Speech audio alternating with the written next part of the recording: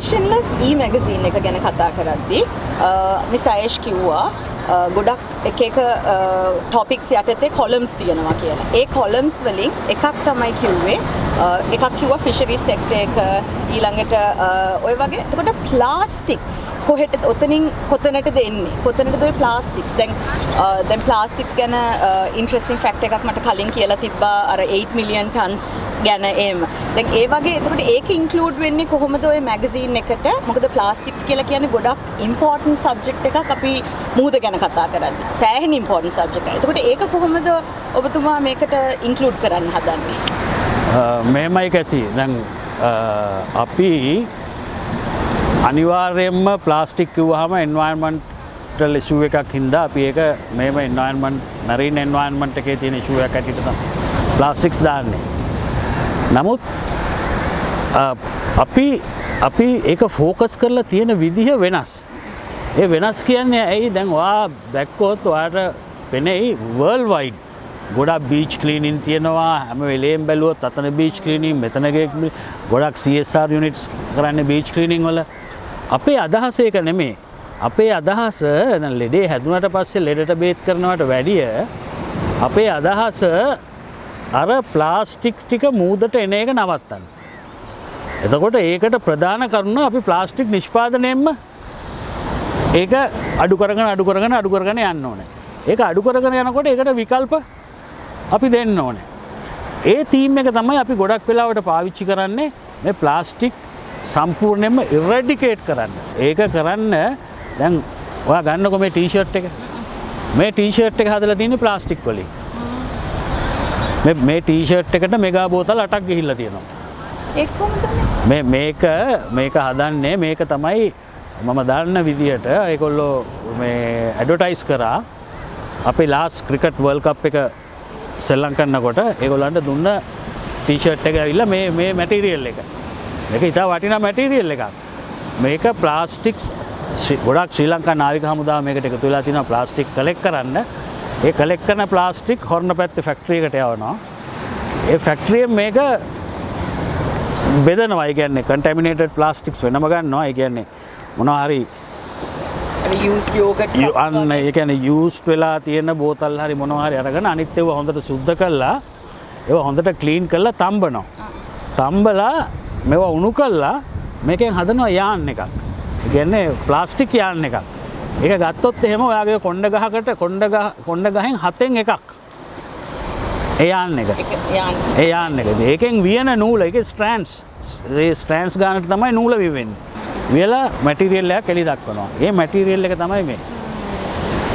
එන මැටීරියල්. එතකොට ඔයා හිතලා බලන්න අපිට මේ ටී-ෂර්ට් මහන්න ඕන නම් ඉස්සරහට ගාන පොඩ්ඩක් වැඩි වෙන්න පුළුවන්. නමුත් මේ ප්ලාස්ටික් එක රීසයිකල් වෙලා යන ක්‍රමයක් තියෙන එක අපිට තියෙනවා. මොකද මේක දැන් මම මේක ඇත්තටම පිටරට මගේ යාළුවන්ට ගියා. ඒගොල්ලෝ කියනවා මේක වින්ටර් එකටත් ඒගොල්ලන් අඳින්න පුළුවන් කියලා. ඒක තියෙන නැත්තම් වර්ල්ඩ් කප් එකක් ගහන ටීම් එකකට නැෂනල් ටීම් එකකට මේ නිකන් දෙන්නේ නැහැ නේ. ඒවා ටෙස්ටිං අනම් මන ඔක්කොම කරලා තමයි ඒවා ඔක්කොම අප්‍රූව් වුණාට පස්සේ තමයි ඒකට දෙන්නේ. ඒ වගේ තමයි මේක. අන්න ඒක තමයි අපේ බලාපොරොත්තුව. ඒ ප්ලාස්ටික් වලින් මොනවද රීසයිකල් කරන්න පුළුවන් කාලයක් පවත්වා ගන්න. ඒක එක පියවරක්. ඊට පස්සේ දැන් අපි හිතන්නකො වෝටර් බොටල්ස් වල මොනවා හරි මේකක් දෙන්න එපා. ඒ දෙනකොට ඒක ග්ලාස් බොටල්ස් වුණාම ගාන වැඩි වෙනවනේ. ඒකට ගාන අඩු එකක් දෙන්න ඕනේ. අන්න ඒකයි. අන්න ඒ වගේ විකල්ප වලට නවෝත්පාදන ක්‍රමවේද සඳහා අපි ජනතාවත් එක්ක වෙලා හොයනවා. අපි හොයනවා මේක. දැන් ඔයා දන්න අපිට හම්බ වුණා ළමයෙක්. ඒ ළමයා නිර්මාණය කරලා තියෙනවා මේ කුඩා ෆිෂරි හාබර්ස් වල ගිහිල්ලා මේ එක ඩ්‍රෝන් එකක් වගේ ගිහිල්ලා ප්ලාස්ටික් කලෙක්ට් කරන්න පුළුවන් පොඩි බෝට්ටුවක්. ඉතින් අපි ඇයි ඒගොල්ලන්ට උදව් කරන්නේ නැත්තේ? අපි කවුරු හරි ස්පොන්සර් කෙනෙක් හරි හොයලා දීලා ඒගොල්ලන් උදව් කරන්න එපා. අන්න එතන තමයි අපි මේ ජනතාව අරගෙන මේ ජනතාව දැනුවත් කරලා මේ ගමන යන්න හදන්නේ. හරි. එතකොට දැන් තියෙන ප්ලාස්ටික් වලට පිළියමක් හොයනවා තියෙනවා. එතකොට ඉදිරියට දැන් ඔබ කිව්වා ඉදිරියට ප්ලාස්ටික් යූස් එක කම්ප්ලීට් ඉරැඩිකේෂන් එකක් කරන්න ඕනේ කියලා. එහෙම ඉරැඩිකේෂන් එකක් කරන්න මොකද්ද ඔයගලන් අරන් තියෙන එන්ඩෙවර්ස්? එහෙම මොන හරි අරගෙන තියනවද? පටන් අරන් තියනවද? ඔව් නෑ ඉරැඩිකේෂන් කියන පියවරෙන් පියවරට යන්න එපා. අපි දැන් ගිහිල්ලා ප්ලාස්ටික් නවත්තපන් කියලා ගිහිල්ලා මේ පැනලා කෑ ගැහුවට වැඩක් නැහැ. ඒකින්ද තමයි අපි මේක ක්‍රමානුකූලව යන්න හදන්නේ. ඒකින්ද අපි ලොකු ප්‍රොජෙක්ට් එකක් ලෑස්ති කරලා තියෙනවා මේ හැමිල්ටන් කැනල් එකෙන් එළියට එන ප්ලාස්ටික් බූම් එකක් දාලා එතන කලෙක්ට් කරලා ප්‍රාදේශීය සභාවක එකතු වෙලා ශ්‍රී ලංකා නාවික හමුදාවේ ඇඩ්වයිස් අරගෙන ඒක මේ අර විදිහටම රීසයිකල් කරවන්න යවන්න. එතකොට ඒකේ කියන්නේ ලොකුම මේ කියන විශේෂත්වය තමයි කැලණි ගඟ හරහා ඒකේ මොය කටින් එන ප්ලාස්ටික් යම් ප්‍රමාණයකට අපි එතනින් අඩු කරන්න බලාපොරොත්තු වෙනවා. ඒක අපි අඳුරගන්න තියෙනවා එහා අවට ඒ මොය කට අවට තව කැනල්ස් 4ක්. ඉතින් ඒ වගේ මේ ඔක්කොම කරන්න මුදල් එපේ අපි ඇවිල්ලා මූල්‍යමය අතින් එන ලොකු සල්ලිකාරයෝ නෙමෙයිනේ. අපි දැනුවත් කරනවා මේක කරා නම් හොඳයි. අන්න එතනයි අපේ වෙනස. අපේ වෙනස තියෙන්නේ එතනයි. හරි. එතකොට ඔබතුමා කිව්වා දැන් මැගසින් එකේ කොලම්ස් ගැන එහෙම කතා කරද්දී තීම් එක ගැන කතා කරද්දී SDG number 14 එක යටතේ තියෙනවා කියලා මරයින් එකේ ඩිෆෙන්ස් එක. එතකොට දැන් මේකට දැන් මේ අපේ ලංකාවේ ස්පෙસિෆිකලි නේවි එක කොහොමද ඉන්වෝල්ව්මන්ට් එක තියෙන්නේ ඔය ඕෂන් එක ප්‍රොටෙක්ෂන් එකට හරි එක්ස්ප්ලොයිටේෂන් මොකක් හරි එකට නෑ ඒක නේවි එකේ කාර්යයක් නේ. ඒක ගැන අපිට ඉන්වෝල්ව් වෙන්න කිසිම දෙයක් නැහැ. ඒක ඇවිල්ලා ඩිෆෙන්ස් කිව්වහම රටක බොහොම ඒවා සීක්‍රට්ස් තියෙනවා. එතකොට ඩිෆෙන්ස් කෝඩ්ස් තියෙනවා. නමුත් ඩිෆෙන්ස් එක සම්බන්ධ වෙන තැන් ජාත්‍යන්තරව එළියට ඇවිල්ලා තියෙනවා. ඔයා ගත්තොත් එහෙම MRCC Maritime Rescue and Coordinating Center. ඒ වගේ තැන්වලදී අපි ඔක්කොම හැසිරෙන්න ඕනේ. දීවරයා කොහොමද හැසිරෙන්නේ? මර්චන්ට් වෙසල්ස් කොහොමද හැසිරෙන්නේ? අන්න ඒ වගේ ඒවා එළියට ඇවිල්ලා තියෙනවා. ඔයා හිතලා බලන්න දැන් අපිට තියෙනවා මේ තියෙන්නේ අපිට අපේ ශ්‍රී ලංකාව ගත්තොත් අයිලන්ඩ් එකක් වශයෙන් ඉතාම පොඩි භූමි ප්‍රමාණයක්. ඒ වගේ 8 ගුණයක් තියෙනවා අපි EEZ එකට යනකොට. ඒ කියන්නේ එක්ස්ක්ලූසිව් ඉකොනොමික් සෝන් එක 200 nautical miles මේ තියෙන කෝස්ට් එකේ ඉඳලා 200 nautical miles. එතකොට ඒ තරම් ප්‍රමාණයක ඉඳලා අපි දැන් කොන්ටිනෙන්ටල් ෂෙල්ෆ් එක මේ ක්ලේම් කරන් යනවා. ඉතින් ඒකත් අපිට ආවොත් අපි 26 ගුණයක් 27 ගුණයක් වෙනවා. ඉතින් හිතලා බලන්න දැන් ඔයාලට පේන අර චූටි බෝට්ටුවෙන් ඒ බෝට්ටුවෙන් ඔය වගේ විශාල ප්‍රමාණයක් මේකට ආරක්ෂාව දෙන්න පුළුවන්ද කියලා? එහෙම ආරක්ෂාව දෙන්න බෑ. ඒකට තමයි මේ ඩිෆෙන්ස් කෝපරේෂන් එක හදලා තියෙන්නේ. International defence corporation. ඒක අපේ ජනතාව දැනුවත් නැහැ. නාවික හමුදාව හොඳටම දැනුවත්. නමුත් ජනතාව දැනුවත් නැහැ. ඒ වුණාට අපි යනවා එක එක මොනවාද මේ සම්මුතින් වලට මේ අපි අත්සන් කරනවානේ. MOUs අත්සන් කරනවා, අවබෝධතා ගිවිසුම් අත්සන් කරනවා, ගිවිසුම් අත්සන් කරනවා. හරි. එතකොට දැන් ඇක්සා කියලා ආවා, සෝෆා කියලා ආවා. යම් දේශපාලන තලවල එවුවා හොඳයි කිව්වා, නරකයි කිව්වා කතා කළා නෑ. ඒක නෙමෙයි වෙන්න ඕනේ. ජනතාව තේරුම් ගන්න ඕනේ ඇයි ඇක්සා තියෙන්නේ? ඇයි සෝෆා තියෙන්නේ? මොකද්ද මැරිටයිම් කෝපරේෂන් එක කියන්නේ? ඒ මැරිටයිම් කෝපරේෂන් එකේ කොහොමද රටවල් සම්බන්ධ වෙලා තියෙන්නේ? එතකොට US එක පැසිෆික් කමාන්ඩ් එක පැසිෆික් සී එකේ ඉඳලා ඒගොල්ලෝ ආවා ඉන්දියාවත් එක්ක එකතු වෙලා ඒගොල්ලෝ ඉන්දු පැසිෆික් කමාන්ඩ් කරා. ඇයි එහෙම කරේ? එතකොට චයිනා මෙහෙන් අරන් යනවා කෙලින්ම මේ one belt one road ඒගොල්ලන්ගේ මේ සේදමාවත එහෙන් අරන් යනවා. ඉතින් ඔව්ව ඔක්කොම ලෝකේ තියෙන පොලිටික්ස්. ඒ පොලිටික්ස් අනුව අපේ තියෙන මේ ස්ථානයේ වටිනාකම. මේ ස්ථානයේ වටිනාකම අති මහත්.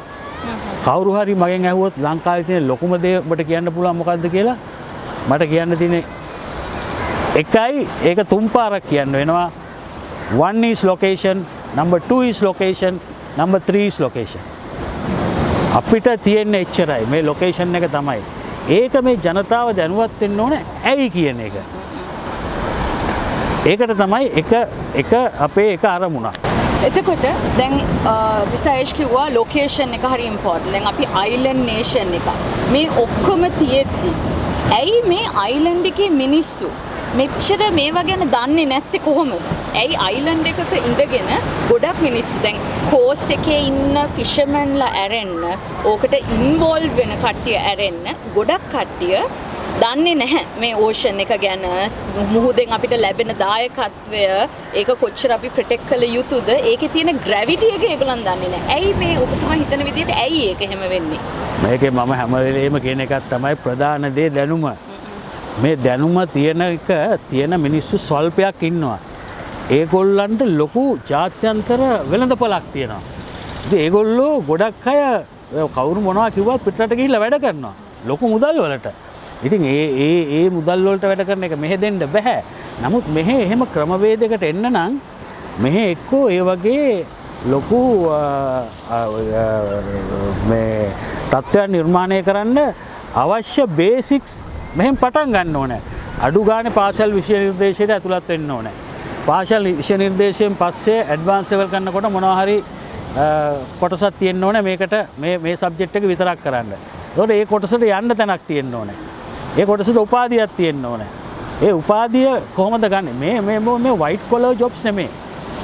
white collar jobs ඕනේ අයට මේක හරියන්නේ නැහැ. දැන් අපි දෙන්න මෙතන ඇවිල්ලා ගල් ගොඩක් උඩ වාඩි වෙලා මේ ගල් ගොඩ උඩ නගින්න කොච්චර අමාරු නේද? මේක ලේසි වැඩක් නෙමෙයි. මේ සාගරයත් එක්ක හැප්පෙන එක මේ දීවර ජනතාව මේ අඩි 45 අඩි 49 බෝට්ටුවක ගිහිල්ලා දවස් 20ක් විතර සාගරේ ඉඳලා එන එක හිතලා බලන්න මෙන්න මේ ගල් ගොඩ උඩ වාඩි වෙලා අර රැල්ලේ වැදි ඒගොල්ලෝ එන එක ගැන හිතලා බලන්න. කොහොමද ඒගොල්ලන්ගේ ජීවිතයේ තියෙන කර්කශභාවය කියලා. ඉතින් ඒක තේරුම් ගන්න නැති ඒ හැඟීම නැති නිලධාරි පැලැන්තියක් කවදාවත් මේ මිනිස්සුන්ට හොඳක් කරන්නේ නැහැ. හොඳක් වෙන්නේ නැහැ. ඉතින් ඒකයි මම කියන්නේ මේ දෙක එකට යාවත් කාලින දෙක එකට යාවත් කාලින වෙනවා. දීවර ජනතාව බොහොම මේ තද බල විදියට තමන්ගේ අභිමතාර්ථ සඳහා සටන් කළා වැඩකුත් නැහැ. එතකොට මේකේ පොත ගෙනල්ලා ඔක්කොම අන්තර්ජාතික ගිවිසුම් ටික පෙන්නලා මේ මිනිස්සුන්ට පොත පෙන්නලා නිලධාරී ඉන්නවා නම් ඒක වැඩකුත් නැහැ. නිලධාරී දක්ෂ වෙන්න ඕනේ. ඒ හැම ඔය හැම සම්මුතියකටම හැම දෙයකටම යන සෙෂන්ස් වලට අපේ නිලධාරී යනවා. ඒ ගිහිල්ලා තමයි ඇවිල්ලා එක්කෝ නිකන් ඉඳලා එනවා, එක්කෝ shopping කරලා එනවා. නැත්තම් ගිහිල්ලා ඒ වෙනුවෙන් සටන් කරන්න ඕනේ. ඒ සටන් කරන්න ඕනේ දීවරය වෙනුවෙන්. නැත්තම් මේවට දීවර සම්මේලන වලට යන්න අවස්ථාව හදලා දෙන්න ඕනේ ට්‍රාන්ස්ලේටර් කෙනෙක් එක්ක හරි. ඒගොල්ලෝ දන්නවා ගිහිල්ලා හරියට පොයින්ට් එකට කතා කරන්න. ඉතින් එහෙම ක්‍රමවේදයක් එනකල් මේක හරියන්නේ නැහැ. ඒ ක්‍රමවේදයේ ගේන්න තමයි අපි මේ උත්සාහයක් දෙන්නේ. ඔව්. ඒකට අවසන් ප්‍රශ්නේ දැන් මම බලනවා දැන් දීවරයින්ට දැන් ඔබතුමා කිව්වා ඕෂන්ලස් මැගසින් එක ගොඩක් ඉංග්‍රීසි වලින් යන්නේ. එතකොට YouTube channel එක යන එක සිංහලෙන් යන්නේ. එතකොට දීවරයට කොහොමද ඕකෙන් රීච් කරන්නේ? ওই මැගසින් එක හරහා කොහොමද දීවරයට සෙටප් වෙන්නේ? ඒක තමයි ඊළඟ එක. දැන් ඒ මැගසින් එකේ අපි කරන්න බලාපොරොත්තු වෙන YouTube channel එකෙන් ඒ මැගසින් එක යම්කිසි ඩෙෆිනිෂන් එකක් දෙනවා නම් අපි මේ වගේ කතා කරන්න බලාපොරොත්තු වෙන වැදගත්ම අංශය තමයි දීවරංශය. මොකද්ද යන්නේ? ඒක අපි ඇත්තටම දීවරයට පැහැදිලිව කියලා දෙනවා. අපි ඒක ලියන්න හේතුකුත් තියෙනවා. මේ මැගසින් එක ඉංග්‍රීසියෙන් ලියන්නේ මේක ඉන්ටර්නැෂනල් ෆෝරම් එකකට යන මැගසින් එකක්. මේකේ අපි මේ මැගසින් එක මාර්ගයෙන් අපි ලියනවා ඇයි උඹලා අපේ කෝස්ටල් රටක් වශයෙන් ඇයි උඹලා අපිට කෝටා එකක් දාන්න ඕනේ? අපි කෝස්ටල් කන්ට්‍රි එකක්. අපේ මිනිස්සු ජීවත් වෙන්නේ මේකෙන්. උඹලා ඒ ප්‍රංශය මේකට අයිති මේක අයිති කියලා එහෙම දාන්න බෑ මේකට. ඉතින් ඒ වගේ මේකෙන් ලොකු අන්තර්ජාතික ලොකු හඬන්න ගන්න පුළුවන් මේ මැගසින් එක හරි තලයට ආවට පස්සේ. අපි ඒකින්ද අපි සැලෙන්නේ නැහැ. අපිට සැලෙන්න දෙයක්වත් නැහැ. අපිට ලොකු අභිමතාර්ථයක් නැහැ. අපිට තියෙන එකම අභිමතාර්ථය තමයි දීවර පැත්ත ගත්තොත් දීවර ජනතාවට මේ සාගරයෙන් පුළුවන් තරම් ප්‍රතිලාභ ලැබෙන්න ඕනේ. ඒ ලැබෙන ගමන්ම තිරසර සංවර්ධනයක් සඳහා යනවා නම් පරිසරය ආරක්ෂා වෙන්න ඕනේ. ඒකම මැරිටයිම් සිකියුරිටි එක බැලුවොත් ඒ මැරිටයිම් සිකියුරිටි එක සඳහා අද නවීන තාක්ෂණය යොදව ගන්න තියෙන්නේ. අපි හොඳට හිතලා බලන්න එපා ඇත්ත. අපිට වෙන රටකින් අපිට ලොකු ත්‍රෙට් එකක් නැහැනේ. එහෙම තිබිලා වැඩකුත් නැහැනේ. චීනෙන් හරි ඉන්දියාවෙන් හරි ඇමරිකාවෙන් හරි අපිට ත්‍රෙට් එකක් දැම්ම කියලා වැඩක් නැහැ. අපි දැනගන්න ඕනේ ඒගොල්ලන්ගේ ගිවිසුම මොකද්ද, සම්මුතිය මොකද්ද? ඒක අපේ ලාභදායී විදියට අපිට වාසිදායී විදියට ඒක කරකෝලා ඒක නිර්මාණය කරලා එක තැනකට ගෙනල්ලා ඒක අත්සන් කරගෙන ඒ සර්විස් එක අපිට ගන්න.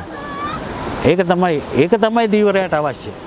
ඔය කවුරු එපයි කිව්වත් මොන හරි වෙච්ච ගමන් MRCC එකට කෝල් කරන්නේ. MRCC එක වටේම තියෙන නැව් වලට ගහනවා US නැව්, Chinese නැව් ඔක්කොටම ගහනවා. ගහලා කියනවා මේ බෝට්ටුවට මේ හෙල්ප් කරන්න කියලා. ඒක තමයි යන ක්‍රමය. දැන් කවදද අපිට මේ මැගසින් එක බලන්න පුළුවන් වෙන්නේ? ජනවාරි අග සුමානේ ඔයගොල්ලන්ට මැගසින් එක බලන්න පුළුවන්. රිලීස් වෙනවා. අනිවාර්යෙන් රිලීස් වෙනවා. බලන්න අපි එවන්න පුළුවන් තත්ත්වෙන් එවනවා.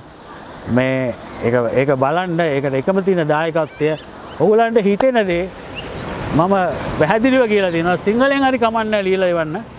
සිංහලෙන් කමන්න අපිට හොඳ ටීම් එකක් ඉන්නවා. අපි ඒක ඒ විදිහට මේ ට්‍රාන්ස්ලේට් කරලා අපේ මැගසින් එකේ පළ කරනවා.